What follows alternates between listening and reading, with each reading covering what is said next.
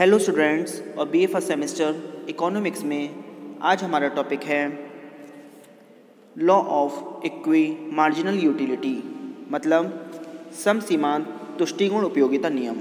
कल हमने आपको law of diminishing marginal utility बताया था, आज हम उसका आगे क्या बताते हैं, मतलब law of equi marginal utility.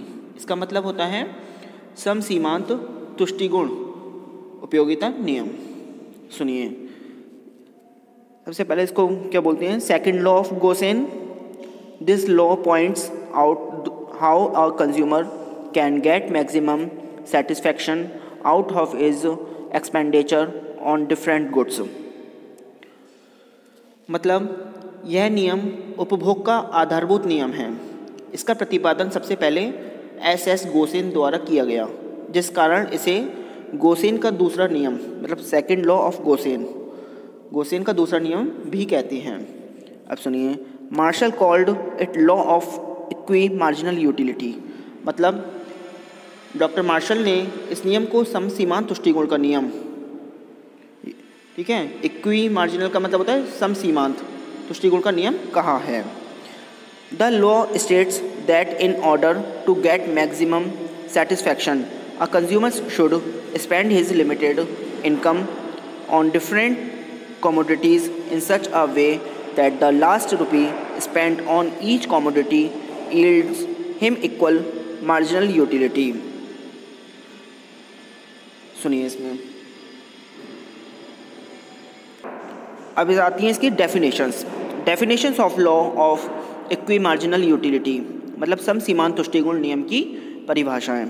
First है, according to Marshall, if a person has a thing which can be put to several uses he will distribute it among those uses in such a way that it has the same marginal utility in all.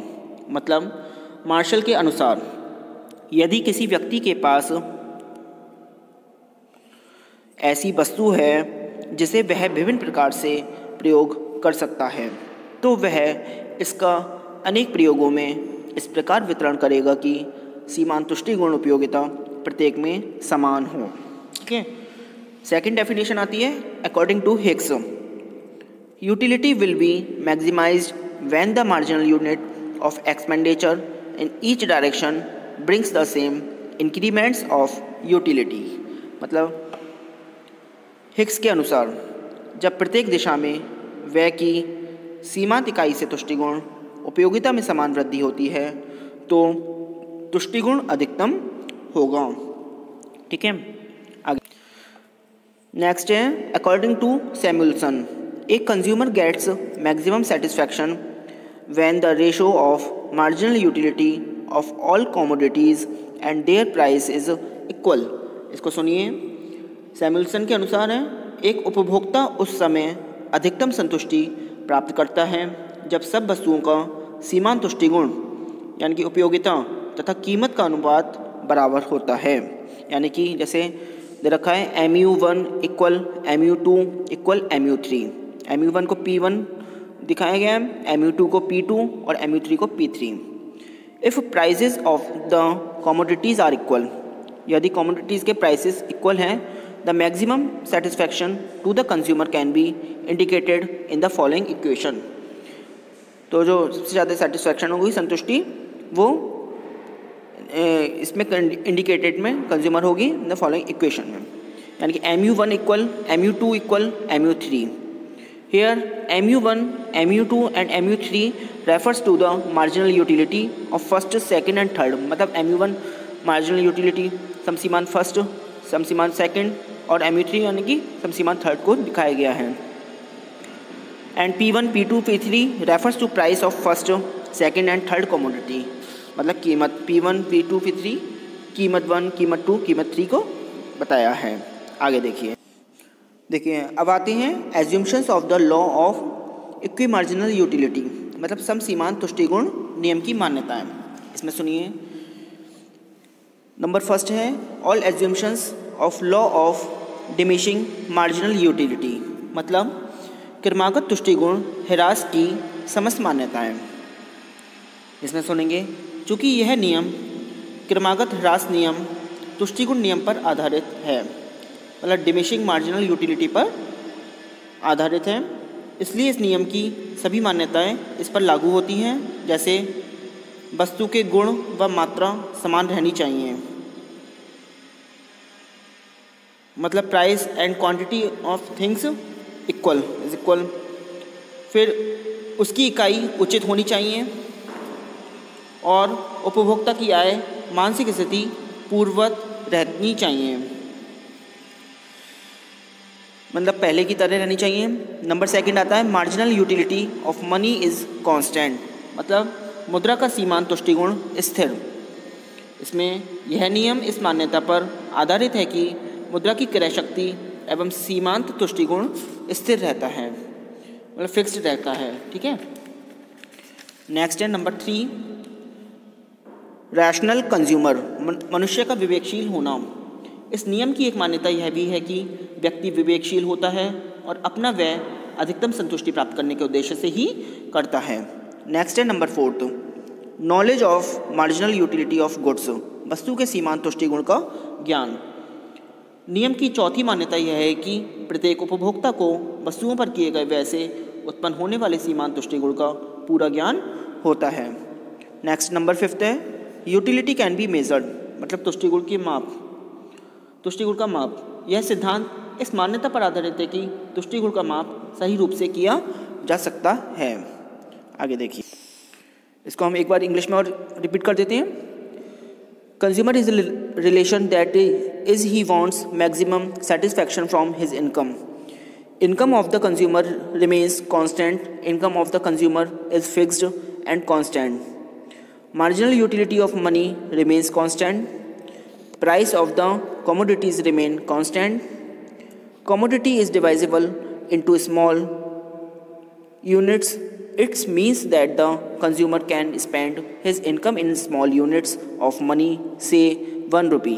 Consumption takes place at a given time period.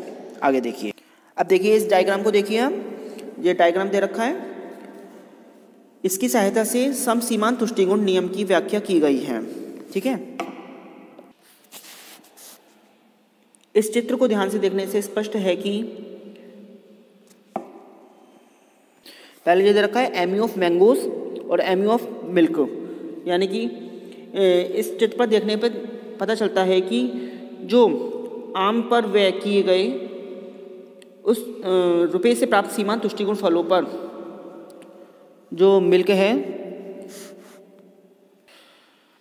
मतलब 8 रुपये से जो फलों MU of mangoes दे रखा है, यानी कि ये दे रखा है ना 8 रुपये से प्राप्त सीमांत तुष्टिगुण जो दूध पर किए गए व्यय दूसरे रुपयों से प्राप्त सीमांत तुष्टिगुण के बिल्कुल बराबर है। दोनों का 8-8 से है।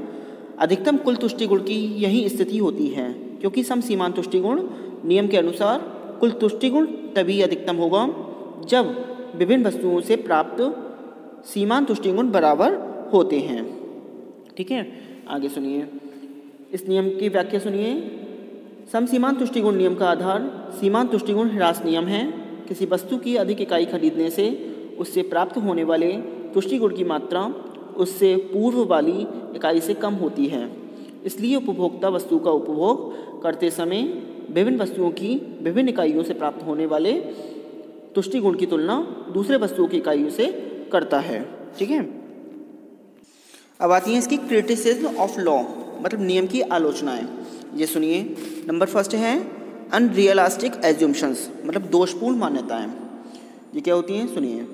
इस नियम की आधारभूत मान्यताएं ही दोषपूर्ण हैं। जैसे यह नियम यह मानकर चलता है कि तुष्टिगुण को मापा जा सकता है, उसको मेज़र किया जा सकता है, जबकि तुष्टिगुण एक मनोवैज्ञानिक विचार है जिसे संख्यात्मक रूप में नहीं मापा जा सकता, मतलब न्यूमेरिकल रूप में उसे नहीं मेज़र किया जा सकता।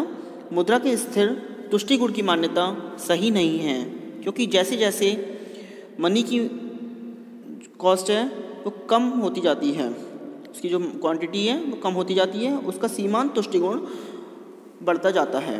नेक्स्ट है number 2, problems in divisibility of goods, वस्तुओं के विभाजन की कठिनाइयाँ। वस्तुएं इस प्रकार की होती हैं जिनको छोटी छोटी इकाइयों में विभाजित नहीं किया जा सकता।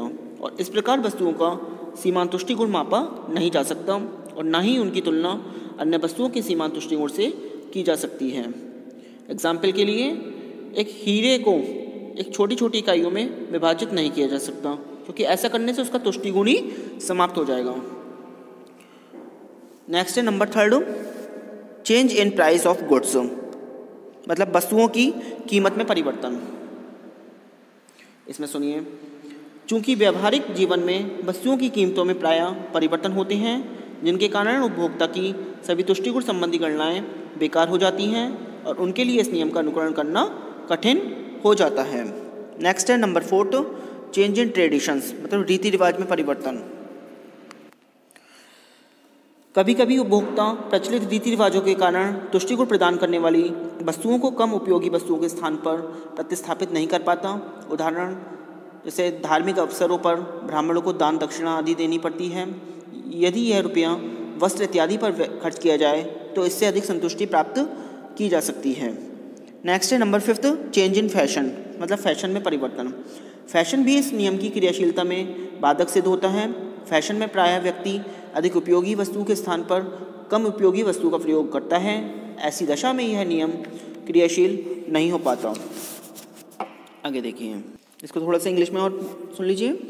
The law is based upon the assumption that man acts in a perfectly rational manner when he spends his money income on a number of different commodities. The law assumes that man is in fact an economic man. The equimarginal principle can work out fully only if the resources, money, etc. are divided and the goods bought with these resources are divisible into very small units. If the goods happen to be large and also indivisible, like a refrigerator or an automobile, then the process of equalization of marginal utilities would be rendered almost impossible. For example, a consumer can buy at a given time either one automobile or two automobiles. He cannot buy one whole 1/2 automobiles. Still another limitations of the equimarginal principle is the fact that the consumer's budget period is not defined. ठीक है, आज के लिए इतना ही। Thank you very much.